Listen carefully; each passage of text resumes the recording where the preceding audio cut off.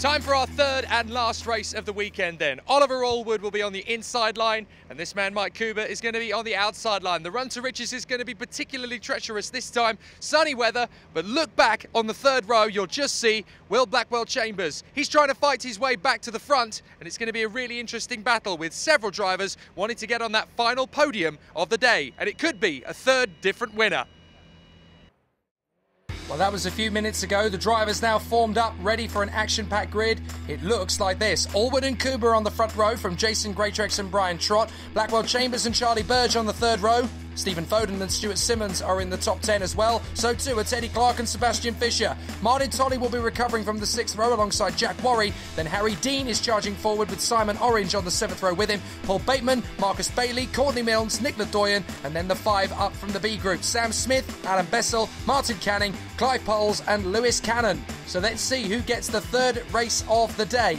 Oliver Allwood is going for a hat-trick. Well, Will Blackwell Chambers did it at Brands. Can Allwood do it here at Snetterton? We'll find out. The lights are on. And for the third and last time, let's race at Snetterton. A better start from Cooper initially. Allwood has got good traction, though. Will he be able to hold that inside line? No, Cooper's going to cut across. Cooper's going to take the lead initially. So Mike Cooper hits the front, and he will lead into Riches for the first time. Allwood in second. Third is Greatrex. Then it's Trott. Looks like Blackwell Chambers has lost the place to Charlie Burge. And as they go through Riches, this is it for all the drivers. They know that it's now or never here at Snetterton.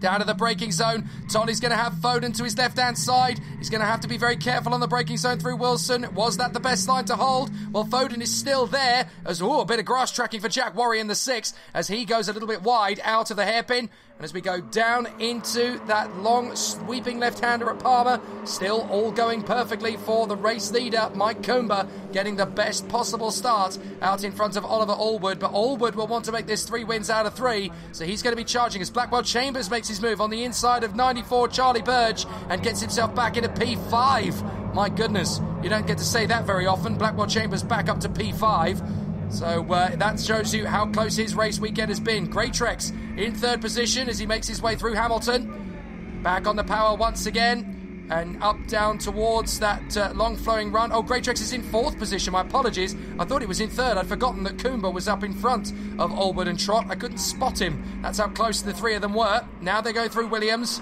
Down the back straight once again. But is there going to be a good charge from this point onwards? 15. Trying to get in the mix as well. That's Harry Dean battling away with the recovering Adam Bessel. So Bessel and Smith are definitely the ones to watch in this race. Sam Smith, of course, having dropped out of the first race of the A group, then won the B group from Adam Bessel and Martin Canning. And now it looks like Smith and Bessel are going to be charging through the field. But Allwood is your new leader. Allwood is through. So too is Trott. So they both got him down the back straight. So now Cooper finds himself in 3rd position. Greatrex in 4th, Blackwell Chambers in 5th, Charlie Burge is 6th. But this is not over for Cooper. He knows that having just lost the lead, he is still very much in charge of the charge forward, as it were. Allwood, Trott and Cooper. Cooper looking very strong, the confidence clearly high after snatching that 2nd position on the finish line in race 2. Now he's going to try and grab a little bit more than that. Down the straight, all looking good for Allwood for 3 out of 3, but it's a lot easier to say that than to actually pull off the feet. So let's see how he can actually get this one done. Through that flowing Riches corner for Cooper, right on the tail of Trott. Down towards the Wilson hairpin once again. Tyres chirping and squeaking in the breeze as they all battle. Cooper on the inside of Trott, takes that 2nd place. Well, he's not hanging around, is he? Back in his 2nd position. Gives a gentle wave to Trott. Thank you for that. Basically, that was code for thank you for not pitching me into a spin. The yellow flags briefly at Wilson. So it looks as though somebody's had a spin and then recovered. Didn't quite see who it was, though, unfortunately. So we'll just continue to look out for some of the bigger names further forward. Sam Smith's gunning through the field big time. Not that we're too surprised about that. Trott's now coming back on the inside of Cooper. Doesn't get through. Blackwell Chambers still finding himself struggling there down in 5th position behind Greatrex. The ebb and flow of the racing here at Snetterton. He has said coming into this weekend he was not particularly confident of winning too many races here this weekend. He just wanted to bag as many points as he can. Well, he managed to get a 2nd position in race 1. He's got a 5th position in race 2. We're on board with Greatrex once again as he charges after Trott in their battle for the top positions. The Blackwell Chambers tucked up there in 5th position is struggling this time. Burge is 6th. Foden is 7th in the 77. It's all the 7s for Foden as they go down the Bentley Straight once again. We'll keep an eye on both Trott and Blackwell Chambers because both of them look like they're going to line up a move. Trott is going to try and get past Coomber on the run into Brundle. Is he there on the inside enough? Yes, he is. He had to squeeze Coomber a little bit to get the move done. But that's perfectly fine. He's through into 2nd position. A little cheeky, but to be expected in this great battle.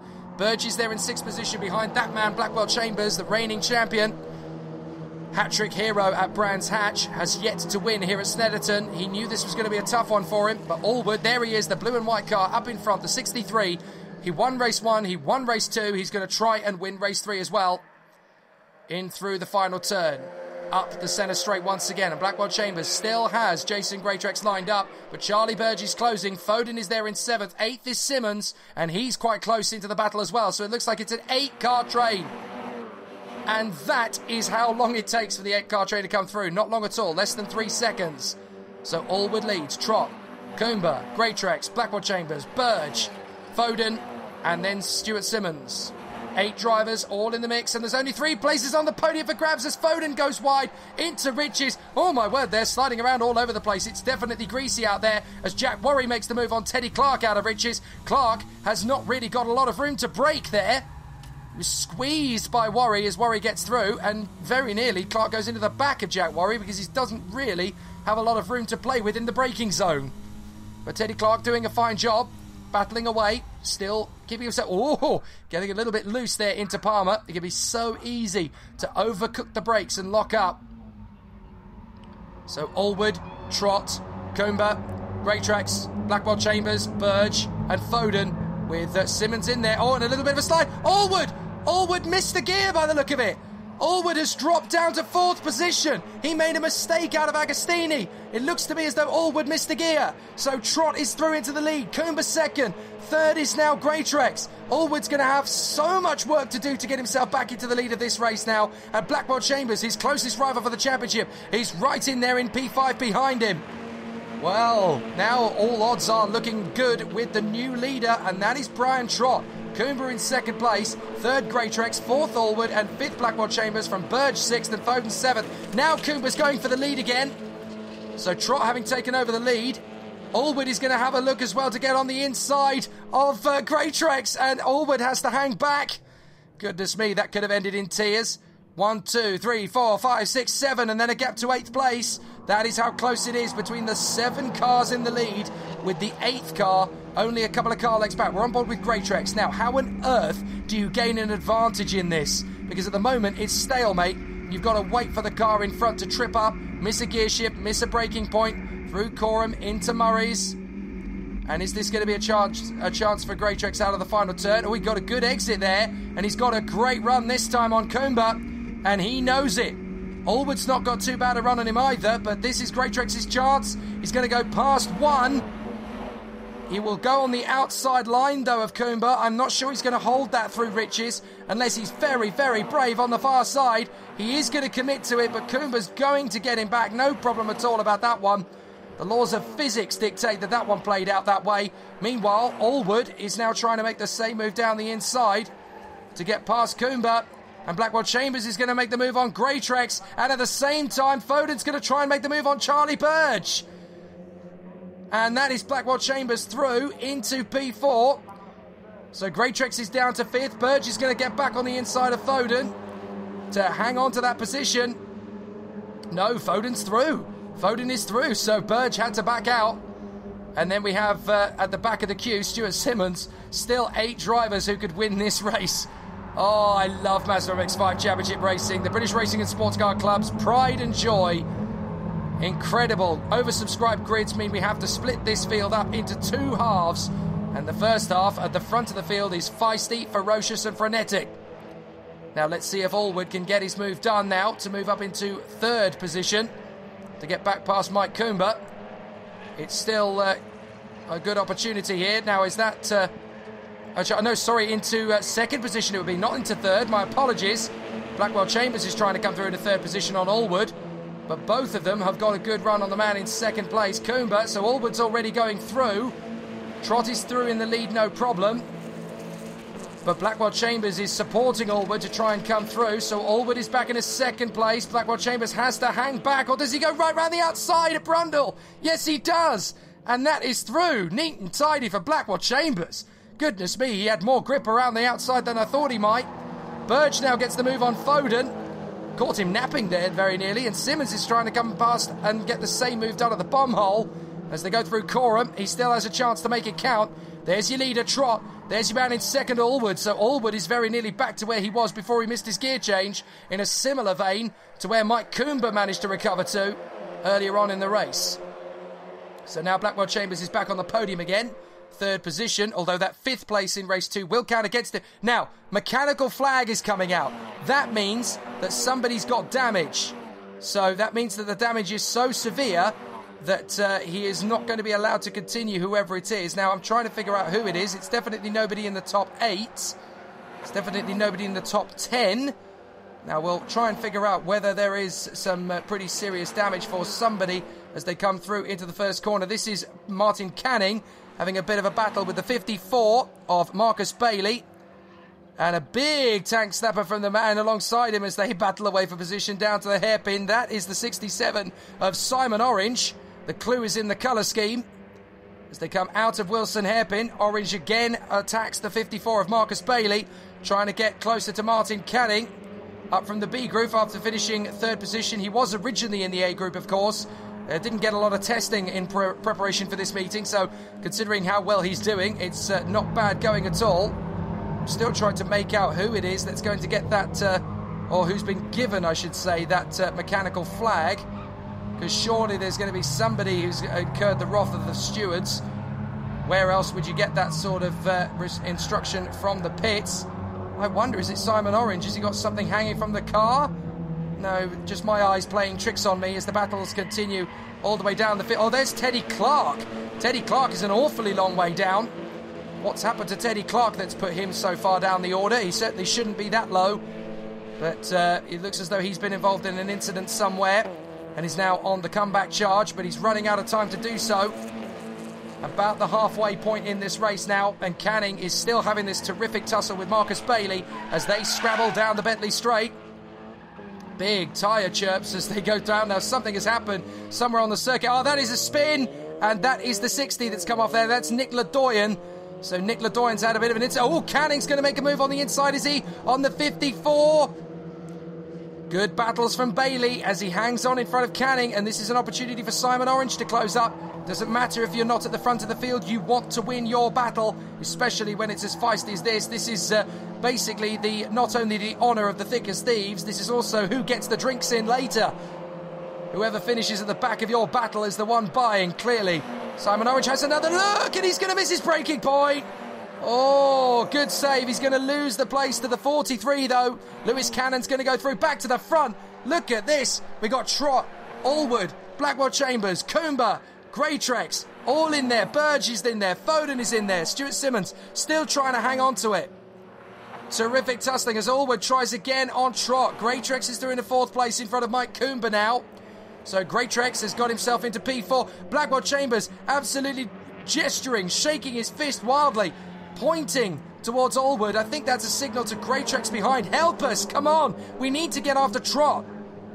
There's not a lot between them, but the gesturing and the gesticulations in the Mazda MX-5 Championships, very famous and obviously an age-old story in this championship, as drivers seem to think they've got plenty of time to keep their arms flapping in the breeze. I certainly wouldn't.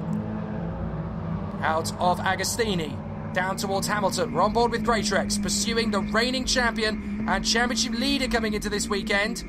Will Blackwell Chambers in third position behind his closest rival Oliver Allwood and behind the race leader Brian Trott. Team Trott will be absolutely jubilant if Brian can get this one nailed.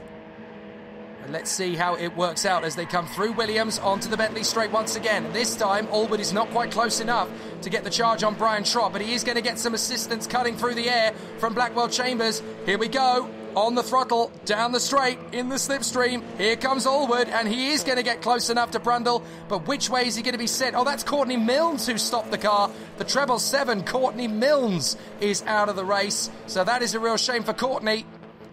But Oliver Allwood still tussling with the race leader Brian Trott, and Blackwell Chambers appears to be coming along for the ride in third position. Out of the bomb hole, through Coram once again. You've got to start braking towards the end of the apex, and you've got to nail it just right. We've already seen Simon Orange go a little bit wayward when you get it tightened up. Blackwell Chambers right in close to the 63 of Oliver Allwood. Allwood using a little bit more curb than necessary. This is a chance for Will Blackwell Chambers to come back through, and he knows it. Down the back straight, down the main straight, centre straight. Black and white flag has gone out, probably for track limits once again. But it's still mighty, mighty close between these 7 drivers, all battling for the victory here at Snetterton. And they are line astern. Foden at the back of the queue. Charlie Burge has been overtaken by Mike Coomber once again. But Stuart Simmons is trying to hang in there in 8th position. He's actually losing ground himself as Allwood goes for the lead. And Blackwell Chambers is there on the inside as well. So they're both through past Brian Trott. Allwood gets the lead, but Trott's got good momentum off of Wilson. Can he get back past Blackwell Chambers? The answer looks to be yes. Blackwell Chambers and Trott nudge each other. Trott's going to go wide, so is Blackwell Chambers. Greatrex is through, Coomber's through, and Blackwell Chambers is off the road. Now, is he going to get back on the circuit, or is he out of the race? Well, there he goes. He rejoins. He's down at about 10th position. He's not going to be happy about that one, and he's going to want to talk to the stewards about that particular manoeuvre. Hard to tell. They both just battled for position, got to the same apex in the braking zone, and just ended up nudging each other. Blackwell Chambers has rejoined in there behind Sebastian Fischer, so he's lost a lot of places. And this is great news for Oliver Allwood, having just taken the lead. Allwood is looking good for the hat-trick. When his rival took the hat-trick at Brands, Allwood was more consistent behind him. Then Blackwell Chambers is being behind Allwood at the moment. So Oliver Allwood, by my calculations, if it finishes like this, is going to take the lead of the Drivers' Championship. Charlie Burge signalling to Foden to give him some support, to charge after Brian Trott, the former race leader. Still waving as they go down the straight. Allwood into the braking zone for Brundle and Nelson. Here's the 33 of Greatrex in second place in front of Coomber. The two of them have already scored a podium. So is Brian Trott in 4th position. The two men behind, though, Burge and Foden, are looking to get on the podium for the first time this weekend. Can they get there? That is the big question. We're running out of time. We're running out of chances, and we're running out of room to make those manoeuvres happen. They're about to start the final lap, and this is where things are going to get very spicy indeed, and they know it.